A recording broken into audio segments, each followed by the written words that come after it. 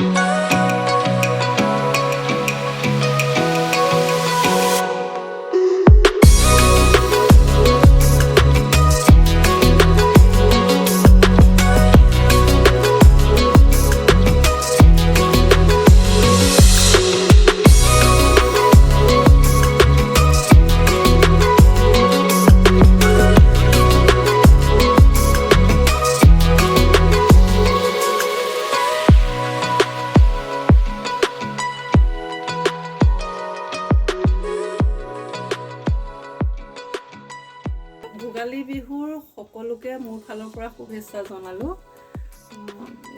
সকলোৱে এনজয় কৰক, ভোগালী ভোগ কৰক। হেপী ভোগালী বিহু।